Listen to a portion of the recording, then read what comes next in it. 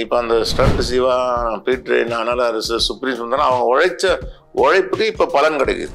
2011 இடுப்பு final card operation பண்ணிக்கிறேன் மியாட் ஹாஸ்பிட்டலில் 2011. அவர் 2 முட்டியும் ஜவ்வு பயிற்சின்னு பண்ணியிருக்கேன். இப்போ எனக்கு படியேறதுலாம் கொஞ்சம் கஷ்டமாக தான் இருக்கும். மூட்டை அறுவை சிகிச்சை மாற்ற பொசிஷனில் இருக்குது காலில். அதில் மேக்ஸிமம் வந்து எங்கள் ஜென்ரேஷனில் வந்து டூப்லாம் இல்லை, டூப் வச்சுப்போம் ஸ்பாட்டில். ஏன்னா டூப் வச்சுப்போம், இதெல்லாம் பண்ணுறது இல்லை. ஏதாவது ரொம்ப ரிஸ்க்னா தான் டூப் வைக்கிறது. பாஷா படத்தில் கூட ரஜினி சார் தான் எனக்கு ரெக்கமெண்ட் பண்ணார். அங்கேருந்து ஒரு வாய்ஸ் வருது, வா தளபதின்றார். நான் தளபதி, நான் திரும்பி பார்த்தா ரஜினி சார் ஷிப்பிங் போட்டுருக்காரு. என்ன சார் என்ன போய் தளபதின்றீங்க அப்படின்னு அவர் கேட்டார். அப்போ எனக்கு அந்த இதெல்லாம் இல்லையே. அவர் சொன்னார், தளபதி படத்தில் மம்முட்டிக்கு நீ தான் ஃபஸ்ட்டு தளபதி, நீ இறந்தவனா நான் தான் அந்த இடத்துக்கு வரேன், அதனால் நீ தான் இப்போ ஃபஸ்ட்டு தளபதி அப்படின்னு சொன்னோன்னா சரி பெரிய ஆள் சொல்கிறாங்கன்னு அப்படியே எதிர்பார்த்தீங்களா? நம்ம வந்து ஒரு டைமில் இவ்வளோ கஷ்டப்பட்டுட்டு இருந்தோம், நம்ம கலைமாமணி வரையும் வாங்குவோம் அப்படின்ற ஒரு விஷயம் சம்பாதிப்பேன்னு நினச்சேன் நான். ஆனால் அவார்ட்லாம் வாங்கணும்னு எதிர்பார்க்கல. Okay master.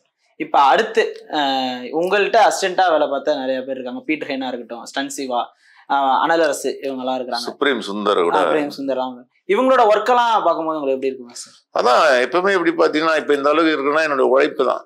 இப்போ அந்த ஸ்டண்ட் சிவா, பீட்ரேன், அனல் அரசு, சுப்ரீம் சுந்தரம் அவங்க உழைச்ச உழைப்புக்கு இப்போ பலன் கிடைக்குது. ஸ்டண்ட்டில் எப்படி தெரியுமா, இப்போ நம்ம போகும்போது சாதாரண உழைக்கணும், ஆனால் நம்ம நல்லா உழைச்சினே இருக்கணும். அது கிடைக்கிறதுக்குன்னு நம்ம இது ஓபி ஆச்சுன்னு வச்சுக்க, அது நம்ம மைனஸ் ஆகிடும். இவங்கெல்லாம் ஹார்ட் ஒர்க் பண்ணுறது பல ஹீரோங்கள் பார்ப்பாங்கப்பா. நீ ஸ்பாட்டில் ஒர்க் பண்ணும்போது ஹீரோ பார்ப்பாங்க, டைரக்டர் பார்ப்பாங்க, கேமராமேன் பார்ப்பாங்க, எல்லாம் டெக்னீஷியன் பார்ப்பாங்க. இந்த பையன் நல்லா பண்ணுறான், என்ன பண்ணுறான்னு ஃபாலோ பண்ணுவாங்க. அவன் என்னைக்காவது ஒரு நாள் மாஸ்டர் ஆகிற மாதிரி இவன் பார்த்துருப்பாங்களே ஆல்ரெடி. இந்த பையன் தான் நீ நல்லா பண்ண, இவனே போடுப்பான்ற வருவாங்க. நம்ம உழைக்கிற உழைப்புக்கு தான் முன்னே இது கிடைக்கும். Okay sir. நீங்க நோட் பண்ணிருக்கீங்களா மாஸ்டர்? இப்போ வந்து நீங்க ஒர்க் பண்ணும்போது அந்த பையன் நல்லா பண்றானப்பா, இவரு நல்லா பண்றதோட தான் நம்ம மேல யூஸ் பண்றோம். நல்லா பண்றதோட தான் அடுத்து இப்போ ஒரு பையன் நல்லா பண்ணதான் அடுத்த ஷூட்டிங் கூப்பிடுவேன் நானு. இவன் நல்லா பண்ணனா நானே கட் பண்றேன். அது மாதிரி நான் நல்லா பண்ணா என்ன கட் பண்றாங்க. Okay sir. ஏதாவது ஹெவி இன்ஜுரி உங்களுக்கு ஏதாவது அந்த படத்துக்கு இருக்காமா சார்? நிறைய இருக்கு. இப்போ வந்து பாத்தீங்கன்னா 2011 இடுப்பு ஃபைனல் கார்டு ஆப்ரேஷன் பண்ணிக்கிறேன் மியாட் ஹாஸ்பிட்டலில் 2011. அவர் 2 முட்டியும் ஜவ்வு பயிற்சின்னு பண்ணியிருக்கேன். இப்போ எனக்கு படியேறதுலாம் கொஞ்சம் கஷ்டமாக தான் இருக்கும். மூட்டை அறுவை சிகிச்சை மாற்ற பொசிஷனில் இருக்கு காலெலாம். இது எந்த படம் அப்படின்ற மாதிரி குறிப்பிட்டு சொல்ல முடியும்?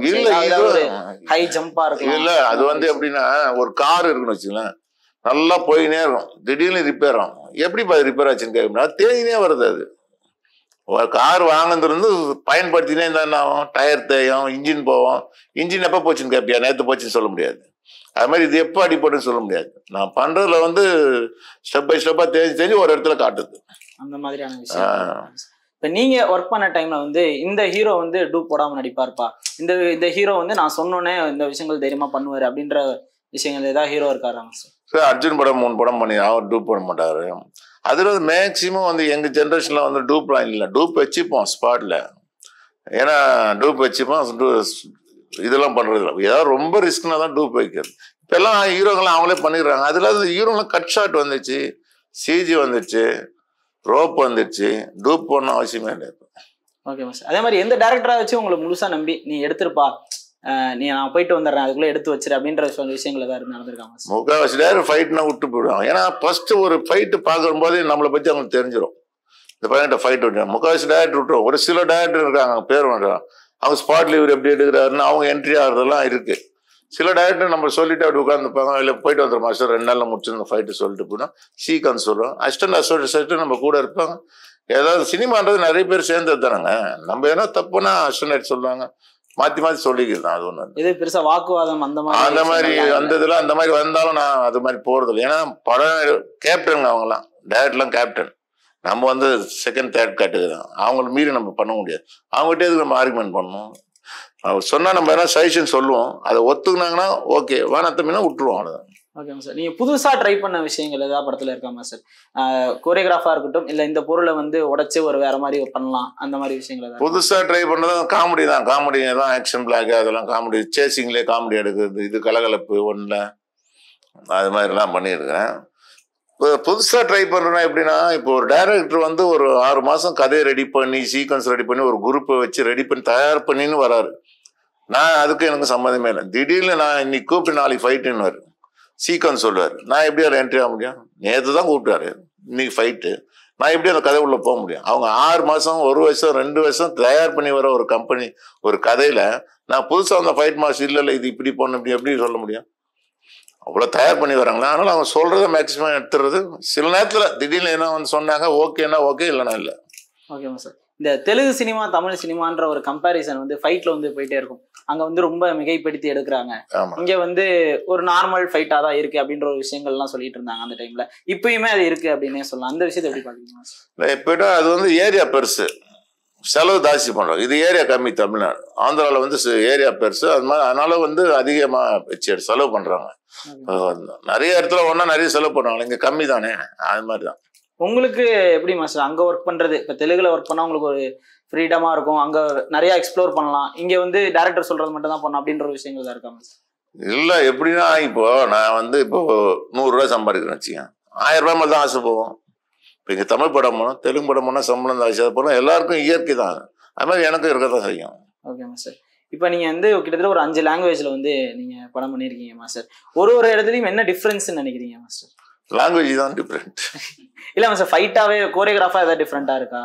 இல்ல தம்பி, அந்த சீக்வன்ஸ் தான் நம்மளுக்கு முக்கியம், புரியுதா? இப்போ வந்து இந்தியாவில் எங்கே போனாலும் ஒரே எஃபெக்ட் தான், லாங்குவேஜ் தான் வேற மாதிரி இருக்கும். திருட மாதிரி தான் இருப்பானுங்க, ஹீரோயின் மாதிரி தான் இருக்கும், ஹீரோ மாதிரி தான். டிஃப்ரெண்ட் ஒரு லாங்குவேஜ் ப்ராப்ளம் தான் வேணும், கதை சீக்வன்ஸ் தான் நமக்கு மெயின். Okay master. அதே மாதிரி உடனே நடிக்க வந்துட்டீங்கன்ற ஒரு விஷயமும் இருக்கு. ஏன்னா வந்து ஒரு 3-4 படங்களுக்கு அப்புறமே நீங்க நடிக்க வந்துட்டீங்க. எதனால மாஸ்டர் உடனே நடிக்க வந்ததுக்கு? நான் இங்க வந்தேன், நம்ம பாடியா இருக்கிற தொட்டு அவங்க டைரக்டே பாருங்களேன், ஃபர்ஸ்ட் அடியால போடுறது அப்படி அப்படி இப்படி தான் வருது. நான்லாம் நடிக்கணுன்ற இன்ட்ரெஸ்ட்லாம் சினிமாவுக்கு வருது, ஸ்டண்ட்ல சேர்ந்து சம்பாதிக்கணும். அவங்களே டைரக்டர்லாம் கூப்பிடுறது தான் அப்படி பாரு. இவரு நம்ம சுரேஷ் கிருஷ்ணா இது இந்த பாஷா படத்துல கூட ரஜினி சார் தான் எனக்கு ரெக்கமெண்ட் பண்ணாரு. ஓகே. அப்புறம் வந்து தளபதி தினேஷ் அப்படின்றது வந்து இப்போ ஒரு டேகா இருக்கு அப்படின்றது சொல்லாம சார், எப்ப தினேஷ் வந்து முன்னாடி வந்து தளபதி அப்படின்றத போட ஆரம்பிச்சாரு? அது எப்படின்னா, எஜமான் ஒரு படம் ஷூட்டிங் ராஜமந்திரில்.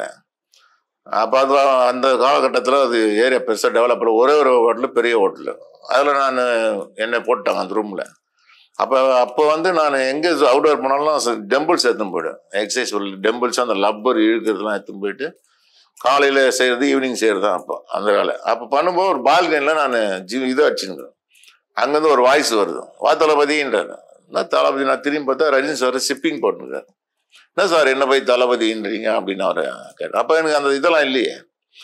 அவர் சொன்னார், தளபதி படத்தில் மம்முட்டிக்கு நீ தான் ஃபஸ்ட்டு தளபதி, நீ இறந்தவனா நான் தான் அந்த இடத்துக்கு வரேன், அதனால நீ தான் ஃபஸ்ட்டு தளபதி அப்படின்னு சொன்னோன்னா சரி பெரிய ஆள் சொல்கிறாங்கன்னு அப்படியே.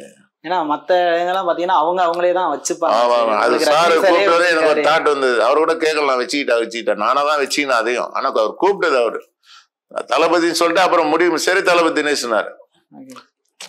சரி தளபதி தினேஷும் போது அவர் வாயில வந்துருச்சு, அதையே நான் இது பண்ணலான்ட்டு யூனியன்ல எழுதி. அதே மாதிரி இந்த தளபதி படத்துலையுமே உங்களுக்கும் ரஜினி சாருக்கும் அந்த சோலோ ஃபைட் வந்து ரெயின்ல வர்றது பயங்கரமா இருக்கும். இப்போ அதே மாதிரி அதுக்கப்புறம் தான் உங்களுக்கு எல்லா லாங்குவேஜ்லயுமே வந்து இந்த சோலோ ஃபைட் கிடைச்சது அப்படின்ற ஒரு விஷயம் இருக்கு. அதை எப்படி சொல்லுங்க? அதுதான் இப்போ எப்படின்னா, ரஜினி சார் பேச வந்து என் பேச வரும். இப்போ வந்து இந்தியாவே பார்க்குது, உலகமே பார்க்குது. இந்த ஃபைட் வந்து ஹிட் ஆயிடுச்சு, சூப்பர் ஃபைட். ஃபர்ஸ்ட் தமிழ்நாட்டில் வந்து ஹை ஸ்பீட் எடுக்கிற ஃபைட்டு தளபதி தான். அதுக்கு முன்னாடி ஃபுல் ஃபைட் எடுத்ததில்ல, ஷார்ட் எடுத்திருக்காங்க, 36 ஃப்ரேம். அது எடுத்தவொன்னே அந்த ஃபைட் வந்து பயங்கர ஃபேமஸ் ஆகுது அந்த படத்தில், ஹிட் ஆயிடுச்சு. உடனே சிரஞ்சீவி பார்த்துட்டு இப்போ எப்படின்னா எல்லா ஹீரோங்களை இங்கே ஒரு படம் ரிலீஸ் ஆகுனுச்சு, ஹிட் ஆச்சு டக்குன்னு அவங்க எப்படியாவது பார்த்துருவாங்க அந்த லாங்குவேஜில். இந்த சவுத்துக்குள்ளே சொல்லிக்கிறேன், நார்த்து சொல்ல பார்த்துட்டு அவங்க என்ன பண்ணுவாங்க, நம்ம மாதிரி ஹீரோவே ரசிப்போம் ரசிகர்கள். இந்த மாதிரி ஹீரோக்கள் டெக்னீஷியனாக அடுத்த கேரக்டர் யார் பண்ணுறாங்க, எதிர்க்க யார் பண்ணுறது, ஃபைட் யார் எடுத்து, டான்ஸ் யார் பண்ணுறதுன்னு இதெல்லாம் கேட்ச் பண்ணாங்க. அப்படி கேட்ச் பண்ணும்போது இந்த பையன் ஃபைட் நல்லா பண்ணிக்கிறான்ட்டு நம்மளை கேட்ச் பண்ணிட்டாங்க. Okay master. அதே மாதிரி அந்த வாய்ப்பு எப்படி மாஸ்டர் கிடைச்சது? அந்த தளபதியில ரஜினி சார் கிட்ட ஃபர்ஸ்ட் இதே சண்டை போட போறீங்கன்ற வாய்ப்பு எப்படி கிடைச்சது? அது வந்து நான் சூப்பர் சுப்ராயன்கிட்ட அசிஸ்டண்டாக ஒர்க் பண்ணுறேன். இப்போ மணிரத்னம் சார் ஆஃபீஸில் வந்து சூப்பர்வாய் மாஸ்டர் கூப்பிட்டுக்கிறாங்க. அப்போல்லாம் எப்படின்னா மாஸ்டர் எங்கன்னா போனால் நாங்கள் கூட போயிடுவோம், அசிஸ்டன்ட்ன்ற மாதிரி சும்மா ஒரு அணக்கை மாதிரி போயிட்டு, அப்போ உள்ளே எங்களை சேர்க்க மாட்டாங்க, அசிஸ்டன்ட்லாம் வெளியே நிற்க வச்சிருவோம். அப்போ சூப்பர் மாஸ்டர் வந்து காரில் இறங்கிட்டு நீங்கள் இருப்பா தம்பி நான் உள்ளே போயிட்டு வரேன்ட்டு மணிரத்னம் ஆஃபீஸ் உள்ளே போயிட்டார். அவர் எந்த ஆஃபீஸ் இந்த ஆஃபீஸ் கூட எங்களுக்கு தெரியாது, சொல்ல மாட்டார் மாஸ்டருங்க. ஒரு கம்பெனிக்கு போகிறோம், மணிரத்னம் கம்பெனி எல்லாம் நமக்கு தெரியாது. மணிரத்னம் யாரும் தெரியாது அப்போ. ஓகே. அதுக்கு முன்னாடி எனக்கு நம்ம வெறும் ஸ்டண்ட் ஆள் தானே. அப்போ இன்னொரு கார் வந்து நிற்கிது, ஒரு கேரக்டர் இறங்கி போகுது, என்னையே பார்த்துன்னு போறாரு. நான் அப்போ முடியெல்லாம் வச்சுக்கிறேன், பங்கெல்லாம் இவ்வளோ தூரம் முடியெல்லாம் பாடி அப்படி இருக்கேன். ஒருத்தர் பார்த்துனே போகிறேன், சரி யாரோ கம்பெனிக்கு போகிறாங்க பார்த்து நான் அப்படியே நின்றுக்கிறேன். நின்று ஒரு திண்ணில் உட்காந்து அவங்க உள்ளே போய் கேட்டுக்கிறார் டேரக்டர், வெளியே ஒரு பையன் நிற்கிறான் யாருன்ட்டு, மாஸ்டர்கிட்ட. அவனா ஃபைட்டரா? மாஸ்டர் ஆமாம் ஃபைட்டர், என் ஆஸ்டர் தான். சரி நம்ம படத்தில் ஒரு சோலோ ஃபைட், இது ஒரு கேரக்டருன்ட்டார். சோலோ ஃபைட் கூட சொல்ல, ஒரு கேரக்டருன்ட்டான். அப்புறம் பண்ணுவான்னார். ஏன்னா நான் அந்த ஆர்வத்தை, இப்போ ஒரு மாஸ்டர்கிட்ட அசிஸ்டன்ட் என்ன கேட்டகரின்னு அவருக்கு தெரியல, நான் பண்ணுவேன்னு அவர் சொல்லிட்டார். Super master. ஒன்று உள்ளே கூப்பிட்டு மணிரத்னம் பேசல, அப்போ கூட அவர் அசிஸ்டன்ட் தான் பேச, அவர் என்னையே பார்த்துங்கிறார். எனக்கு அப்போவே தான் டைரக்டர்லாம் அறிமுகம் பண்ணி வைக்கல. அசிஸ்டன்ட் கேட்குறான், ஏன்னா அவர் இங்கிலீஷ் தான் பேசுவார் மணிரத்னம். அசிஸ்டன்ட் தம்பி இதெல்லாம் முடியெல்லாம் வெட்டிக்கணும், இது மாதிரிலாம் சில கண்டிஷன் போடுறாங்க.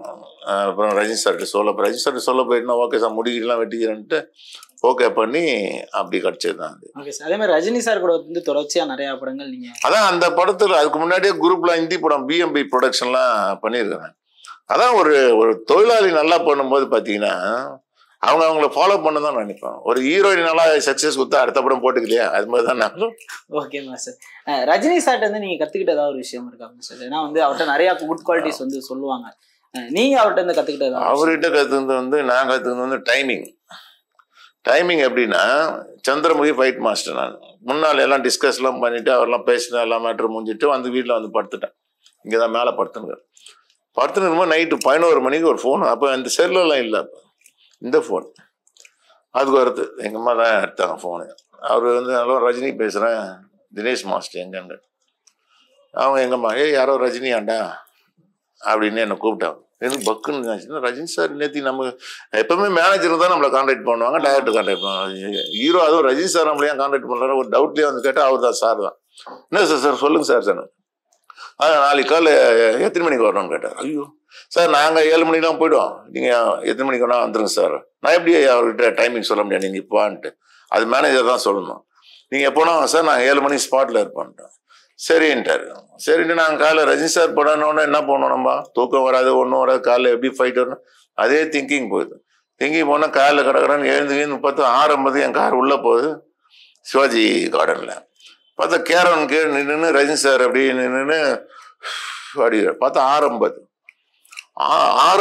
வந்து மேக்கப் போட்டு ரெடியாக இருக்கிறார். அப்போ தான் நினச்சேன், இவ்வளோ பேர் ஆர்டிஸ்ட்டு ஒரு நைட்டு கேட்டு இவ்வளோ வந்ததுன்னா அந்த பங்க்சுவாலிட்டி அவர் எனக்கு ரொம்ப பிடிச்சி. அதே மாதிரி ரொம்ப ஃபாஸ்ட்னு சொல்லுவாங்க ரஜினி சார். எப்பயுமே வந்து அவர் ஏர்போர்ட்ல போனா அவரை பிடிக்கவே முடியல, அந்த கேமரா எடுத்துட்டே நம்ம போக வேண்டியதா இருக்கு. அப்போ அந்த டைம்ல நீங்க பார்க்கும்போது டக்குன்னு போயிருவாரோ, ஒரு ஷார்ட் பண்ணும்போதோ அந்த மாதிரி விஷயங்கள்ல பார்த்துருக்கோம். அதான் ஃபாஸ்டா தான் இருப்பாரு. நம்ம தான் கட் ஷாட் எடுக்கிறோம் ஃபாஸ்ட்டு.